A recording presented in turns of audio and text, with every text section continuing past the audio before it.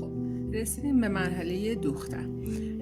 کار رو پشت رو میکنیم، امتداد راه ها رو به هم نزدیک میکنیم و امتداد راه ها رو به هم میدوزیم. از ناحیه کمری اینجا سر گربمون بود، کار رو تا میکنیم و امتداد راه ها رو به هم میدوزیم.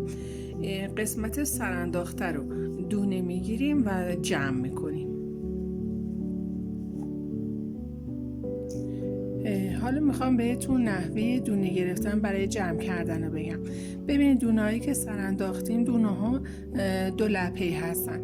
این لپه‌ای که سمت بافتمون هست رو ببینید من با یه رنگ مخالف انجام میدم که شما متوجه کار بشین. دونه ها رو من میگیرم به نخ. نختون باید هم رنگ زمینه باشه. من الان با یه رنگ گفتم مخالف این کار من انجام میدم. این دونه ها رو میگیرم،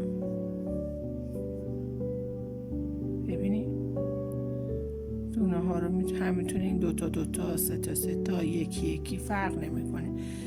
با همین نخی که من داشتم اینجا امتداد ربه ها رو دوختم، با همین نخ هم رنگ زمینم این کار انجام میدم. اینا رو من میگیرم به نخ،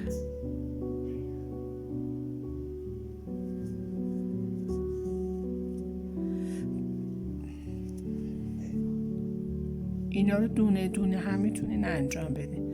اینا رو وقتی که به نخ گرفتین، دو سر کار رو که تمام کردین این رو که بکشین و گره بزنین پایین کار جمع میشه. پایین کار جمع میشه و میتونین یک کوچولو دوباره بدوزین و کار تموم میشه. نحوه دونه گرفتن.